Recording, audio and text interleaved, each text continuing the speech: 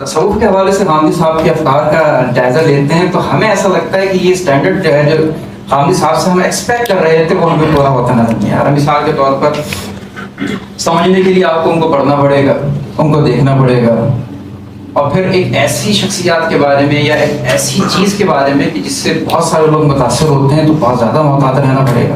ہم یہ اسٹینڈرڈ دیکھتے ہیں اور جب وہاں پر ان کا جو ہے وہ ایک ان کی رائے دیکھتے ہیں تو ہمیں ایسا لگتا ہے کہ وہ اسٹینڈرڈ جو ہے وہ پورا نہیں ہو پا رہا.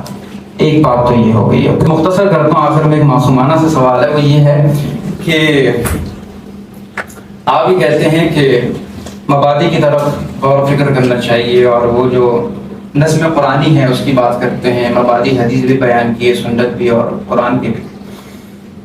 تو اب پھر آپ یہ بھی فرماتے ہیں کہ ڈیولپمنٹ ارتقائی مراحل میں جو ہے نا یہ معاملات ہوتے ہیں. تو معصومانہ سے سوال یہ ہے کہ 1200-1300 سال کے بعد یہ ارتقائی مراحل پورے مکمل ہوتے ہیں. مطلب یعنی جن کی بات کے اوپر آپ نظم قرآن کو اوتھینٹک مانتے ہیں, ان کی جو تشریحات ہیں نظم قرآن کے حوالے سے اس کا اوتھینٹک مانتے ہیں, لیکن ان کی جو آ رہا ہے 1200 سال سے چلی آ رہی ہیں, ہم یہ کہہ دیتے ہیں کہ وہ اپنے ارتقائی مراحل میں تھے. مطلب معصومانہ سے سوال یہ کہ ایسا کیا ہوا ان لوگوں کو کہ وہ سب کے سب غلط تھے اور آپ کے رائے کے اندر جو ہے وہ جو آپ سمجھیں گے وہ سب نہیں سمجھ سکتے. ہم لوگوں کو سب سے زیادہ اسی سوال کا سامنا رہتا ہے, بھائی یہ 1200 سال کے اندر اتنے بڑے بڑے لوگ پیدا ہوئے, ان کو یہ بات سمجھ میں نہیں آئی اور آپ لوگوں کو کیسے آ گئی. اور یہ سوال انسانی عقل اٹھاتی ہے, فطری سوال ہے. اس سوال کو جاننے کا, اس سوال کو اپروچ کرنے کے دو طریقے ہیں. میں جب غامدی صاحب سے انٹروڈیوس ہوتا, اپنا طالبانہ سفر شیئر کر رہا ہوں آپ سے, تو میں اس جگہ پہ کھڑا ہوا تھا اور یہی سوال تھا جو مجھے پریشان کرتا تھا ہمیشہ. ہو کیسے سکتا ہے, ایک بھی نہیں پیدا ہوا. آج غامدی صاحب ہی آئے ہیں جنہوں نے ایک نئی دنیا جو ہے وہ واق کر کے آپ کے سامنے رکھ دی. تو یہ سوال لے کر دیانتداری سے میں ان کی فکر کی طرف گیا. ایک عملی اسائنمنٹ ہے چھوٹا سا, یعنی جس سے خود میری ڈیولپمنٹ کا آغاز ہوا اور اپنے باپ دادا کے افکار سے مختلف ہم نے بات کہنی شروع کی. ایک اسائنمنٹ ہے اور میں آپ سب کو یہ دعوت دیتا ہوں کہ کاپی اور قلم لے کر 2-3 دن کے لیے کمرہ بند کر کے وہ اسائنمنٹ کر لیں. دنیا میں کوئی شخص اگر اس اسائنمنٹ پہ مجھے مطمئن کر دیتا ہے تو میں یہ ماننے کو تیار ہو جاؤں گا کہ 1200-1300 سال میں کسی شخص نے بھی آج تک غلطی نہیں کی. بعض چیزیں ہوتی ہیں نظریاتی, آپ زبان پہ گفتگو کریں گے, آپ تہذیب پہ گفتگو کریں گے. بعض چیزیں ہوتی ہیں اطلاقی. قرآن مجید کے اندر وراثت کے قوانین اللہ تعالیٰ نے بیان کیے, لکھ کے بیان کیے ہیں, اور یہ کہہ کر بیان کیے ہیں کہ تم نہیں جانتے کہ کون بالحاظ منفعت تم سے قریب تر ہے, اللہ ہی یہ بات جانتا ہے اور اللہ نے حصے مقرر کر دی. ایسے ہی ہے, وہ حصے اللہ تعالیٰ نے لکھ دیے, وہ ریشوز کے اندر ہیں, فگرز کے اندر ہیں. 1/8 ہوگا, 1/4 ہوگا, 1/6 ہوگا, بیٹے کو بیٹیوں سے دگنا ملے گا. ایک سوال میں رکھتا ہوں, جو شخص مجھ سے پوچھتا ہے نا 1200 سال میں کوئی غلط نہیں ہو سکتا, ایک سوال ہے. قرآن مجید نے یہ بتایا اور میں نے اس سوال کو بطور اسائنمنٹ لیا اور اس کو سمجھنے کی کوشش کی. قرآن مجید نے بتایا ہے کہ کوئی عورت رخصت ہوتی ہے, اس کے ماں باپ بھی ہیں, تو دونوں ماں باپ کو 1/6 ملے گا. 12 روپے اگر کوئی چھوڑ کے مرا ہے تو دونوں کو 2 روپے مل جائیں گے, 1/6. اس کے بعد قرآن مجید یہ بتاتا ہے کہ اگر اولاد نہیں ہے تو پھر کیا حصے ہوں گے, اولاد ہے تو کیا حصے ہوں گے. اگر اولاد ہے اور شوہر بھی زندہ ہے, اس کا حصہ قرآن نے بیان کر دیا 1/4 ملے گا اسے. 12 میں سے 3 روپے اس کو مل جائیں گے. ٹھیک ہو گیا. اس کے بعد قرآن مجید یہ بیان کرتا ہے اگر بیٹیاں ہوں اور وہ 2 یا 2 سے زیادہ ہوں تو انہیں کل ترکے کا 2/3 ملے گا. 12 کا 2/3 بنتا ہے 8 روپے. ترکہ ہمارے پاس بچا ہے 5 روپے. 5 روپے میں سے 8 روپے نکال کے دکھائیں, اس کے بعد اس سوال کا جواب مل جائے گا کہ 1200 سال میں کیا کوئی امت کے اندر علم, اجتماعی بصیرت, ہمارے بزرگ, ہماری وہ روایت کسی معاملے میں غلطی کر سکتی ہے. میں بھی اس پہ بات نہیں کر رہا کہ یہ مفروضے کو میں مان لوں 1 منٹ کے لیے کہ کوئی استدلال پہ مبنی ہے کہ غلطی نہیں کر سکتے. قرآن کی آیت میں بیان ہوا ہے یہ کہ کسی کو سمجھ میں نہیں آیا یہ مسئلہ ہے نا. تو میرا سوال ہے کہ میں نے اپنی طالب علمانہ زندگی کا آغاز غامدی صاحب کے افکار کا اس عملی اسائنمنٹ سے کیا ہے. آپ کو پتہ ہے اس کا جواب کیا دیا گیا ہماری ماضی کی علمی روایت میں؟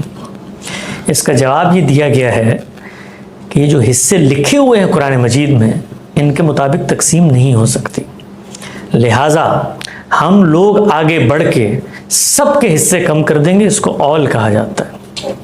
اہل تشیع نے بھی اس مسئلے کو حل کیا اور انہوں نے کہا کہ جن کے حصے مشروط ہوتے ہیں صرف ان کے کم کیے جانے چاہیے. آپ کو اگر میں موقع نہیں ہے اس وقت وہ روایتیں بتاؤں کہ خود تابعین نے کیا تبصرے کیے ہیں اس پہ، اور کہا کہ وہ خدا جو سمندر میں پانی کے قطرے اور کائنات میں درختوں کے پتے اور صحراؤں میں ریت کے ذرے گن سکتا ہے، وہ 1/6 اور 1/4 اور 2/3 کو نہیں گن سکتا. یہ عملی اسائنمنٹ ہے. غامدی صاحب کی زندگی کا پہلا اسائنمنٹ ہے جو انہوں نے مولانا مودودی کی خدمت میں پیش کیا تھا، اور کہا کہ یہ جو پوری امت کہہ رہی ہے. اچھا آگے بڑھ کے میں بتاؤں گا، اس سے آپ کو واضح ہوگا کہ ہم لوگوں کی جو یہ تکلیف ہے کہ ہم لوگ آگے بڑھے ہیں یا کوئی رائے دیتے ہیں، تو جب لوگوں کو یہ مسئلہ پیش آیا تو اس کا انہوں نے پھر حل بیان کیا. اور وہ حل جب آپ سنیں گے، اور یہ حل میں آپ کو کوئی ادھر ادھر کے عالم کی کتاب سے نہیں بتا رہا، ماضی کا علم اس حل کے اوپر کھڑا ہوا ہے، اور وہ یہ کہتا ہے کہ قرآن مجید میں جو حصے لکھے ہوئے ہیں ایک اور نسخہ بھی ہے، ایک اور قرات بھی ہے، اس میں اس سے مختلف الفاظ ہیں، اس میں اخو من الام کے الفاظ ہیں. لہٰذا یہ سورہ نساء کے اندر بیان کیے جانے والے حصے ہوں یا آخر میں بیان کیے جانے والے حصے ہوں، اس میں اخیافی بہن بھائیوں کے الگ ہیں، حقیقی بہن بھائیوں کے الگ ہیں، اور یہ ہمیں فلاں بن فلاں کے پاس قرآن کا نسخہ تھا اس سے ملتے ہیں. گویا اس نسخے کے تحت ہم اس قرآن کو منسوخ سمجھیں گے، تو پھر یہ جو بقیہ قرآن بچا ہے اس کو کس کے تحت تجدید سمجھیں گے؟ تو اتنے گمبھیر مسائل ہیں. جب کوئی ہم سے یہ کبھی گفتگو آپ نے ہم سے پبلک میڈیا پہ نہیں سنی ہوگی کہ ہم بیٹھ کے بتائیں کہ ہمارے ماضی کے علماء کی اس معاملے کے اندر کیا رائے ہے. آپ سوچیں کہ لوگ آئے ہیں اور انہوں نے کہا کہ ہب انا کانا ابانا ہمارا، کہ آپ کہیے کہ ہمارا باپ گدھا تھا، اللہ نے حصے رکھے ہوئے ہمیں نہیں مل رہے، کیا کریں؟ تو کہا سب کے حصے کم کر دو. سوچ سکتے ہیں اللہ میاں کے بتائے.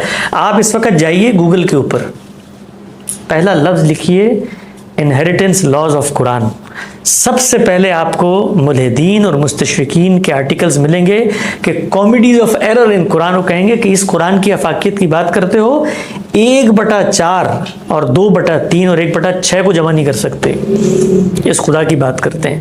تو یہ عملی اسائنمنٹ ہے اس سوال کے جواب میں جو آپ نے پوچھا کہ کیا ماضی کے اندر کوئی غلط ہو سکتا تھا، کہ یہ جو آج کے دور میں ایک نئی فکر پیدا ہو گئی، ہماری فکر کی بنیاد سمجھ میں آئے گی آپ کو. اور پھر ہم نے اس مسئلے کا وہ حل کوئی اس سے پیش نہیں کیا کہ خارج کیا سمجھے گا قرآن کے بارے میں، آؤ ہمیں کو تقسیم. خود قرآن کو جب آپ غور و فکر کا محور و مرکز بناتے ہیں، کیسے اس کی زبان فیصلہ کن اور قطعی ہو جاتی ہے. تو یہ ہے اس دوسرے سوال کا جواب. یہاں تک پہلے سوال کا جواب ہے آپ کے. صوفیہ حضرات سے ہمیں کوئی دشمنی نہیں ہے، بلکہ میں ذاتی طور پہ آپ سے عرض کروں کہ اپنی طبیعت، اپنے مزاج کے لحاظ سے جو کچھ تصوف کی عملی روایت نے ہمیں دیا ہے، ہم لوگ اس کے زیادہ قریب ہیں. خود غامدی صاحب اس کے زیادہ قریب ہیں. آپ ہمارا ادارے کا تعارف کھول کے پڑھیں جو 1983 میں لکھا گیا ہے، اس کا بنیادی نقطہ ہے جو غامدی صاحب نے اپنے قلم سے لکھا کہ اس ادارے کی بنیاد کا مقصد ہے کہ ایسی خانقاہیں بنیں کہ جہاں پر جائیں لوگ اور یہ سارا معاملہ ہو، جس کو ہماری تصوف کی روایت نے باقاعدہ ایک شکل دی، ایک جامع صورت دی ہے. تو ہم اس ٹریڈیشن کو انسانوں کے لیے فائدہ مند سمجھتے ہیں. جہاں پر اختلاف ہوا، وہ اختلاف برہان کا جو مضمون ہے، شریعت کے بارے میں، آخرت کے بارے میں، نبوت کے بارے میں، توحید کے بارے میں، ان 4 چیزوں کے بارے میں ایک اختلاف ہے. اس اختلاف میں ہم نے صوفیاء کے نقطہ نظر کو پریزنٹ کیا ہے. ہمارے نقطہ نظر کے مطابق جہاں پر وہ چیز پائی جاتی ہے، اس پریزنٹیشن کو دل آزاری پہ معمول نہیں کرنا چاہیے. جس طرح ہم اس بات کو کبھی دل آزاری پہ معمول نہیں کرتے کہ علماء کہتے ہیں کہ بھئی ان کی فکر تو گمراہی کی فکر ہے، یا معتزلہ کی فکر ہے، یا تجدد پسندی کی فکر ہے، یا چیزوں کو محدود کرنے کی فکر ہے. اس سے کوئی دل آزاری کی، یہ ایک علمی نقد ہے. اس نقد کو ریفیوٹ کرنے کا وہ طریقہ ہے جو انہوں نے اپنایا. ہم نے ایک بات پیش کی، ہمیں صوفیاء کی عبارتیں پڑھ کے یہ تاثر ملا، اور یہ تاثر بھی دین کی اہمیت کا تقاضا ہے کہ ہم بیان کریں. ہم اس کے مقابلے میں یہ تو نہیں کہہ رہے کہ صوفیاء کے مقابلے میں امام فرائی کھڑے ہیں، ہم کہتے ہیں توحید کھڑی ہے بھائی، نبوت کھڑی ہے، رسالت کھڑی ہے، آخرت کھڑی ہے، شریعت کھڑی ہے. تو اس کو آپ اس زاویے سے سمجھیں کہ ہم بھی اس کو اہمیت حق کا تقاضا سمجھتے ہیں کہ اگر ہمیں کہیں محسوس ہو کہ اللہ کی ان حدوں کے اندر کہیں کوئی ادنا انحراف پیدا ہو رہا ہے تو ہم اس کو بیان کریں. طریقہ کیا ہے اس کا؟ طریقہ یہ ہے کہ علمی طریقے سے جواب دیا جائے. ایک جواب انہوں نے دیا اور بتایا کہ ابن عربی کا ایک نظام فکر ہے، اس کے اندر وہ یہ بات کر رہے ہوتے ہیں نبوت عامہ کی یا نبوت کے جاری ہونے کی، اس کو ان کے نظام فکر میں دیکھیں. تو میں نے اس پہ تبصرہ کیا ذرائع تفنن کہ یہ تو ہماری بات کی تائید ہو گئی کہ ہم کہتے ہیں پورا ایک متوازی نظام فکر ہے، اسی میں دیکھنا چاہیے. تو جب ایک متوازی نظام فکر ہے تو اس میں نبوت کی اصطلاح آ رہی ہے، اس کے اندر وہ اصطلاحات استعمال ہو رہی ہیں.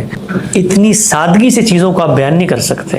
مثلا آپ پوچھتے ہیں کہ تصوف کے بارے میں تنقید کرتے ہیں تو لوگ کہتے ہیں بھائی تصوف اصل میں شریعت کی معرفت کا نام ہے. یہ تصوف ایک علم ہے، ایک نظام ہے، اس کے اندر کچھ لوگ اس بات کو پریزنٹ کرتے ہیں. جب وہ پریزنٹ کرتے ہیں تو پھر ان کی عبارتیں زیر بحث آتی ہیں، پھر ان کی عبارتوں کے اوپر بنیاد رکھ کے آگے کچھ افکار ڈیولپ ہوئے ہیں. وہ افکار ابھی انہوں نے فرمایا تھا نا کہ جی یہ جو جدید لوگ ہیں آپ لوگوں سے بڑے متاثر ہوتے ہیں، تو میں یہ بھی کہہ سکتا ہوں جو گمراہ لوگ ہیں وہ کن فکروں سے متاثر ہوتے ہیں اور بتاتے ہیں کہ دیکھو کن کن کا نام لے رہے ہیں ہم. تو علم کی ٹریڈیشن کو آگے بڑھائیں. علم کا ٹریڈیشن حقائق کو واضح کرے گا، اور علم کے ٹریڈیشن کو آگے بڑھانے کا طریقہ وہ ہے جو انہوں نے اختیار کیا. ایک کتاب، نہ وہ کوئی لٹ ہے نہ وہ کوئی فتویٰ ہے، اپنی رائے بیان کی، ہماری رائے پہ تنقید کی اور ایک زاویہ نظر لوگوں میں روشناس کرا دیا. ایک زاویہ نظر ہم نے روشناس کرایا. اس میں آپ ہم سے یہ مطالبہ کریں کہ ہم کہیں نہیں صوفیاء نے بڑی برے صغیر میں اسلام پھیلایا لہٰذا آپ ان کی ہر بات مان لیں، تو یہ تو ہو نہیں سکتا. ان کی بات ہو یا امام حنیفہ کی بات ہو وہ تو سورسز پہ مانی جائے گی، شریعت پہ مانی جائے گی.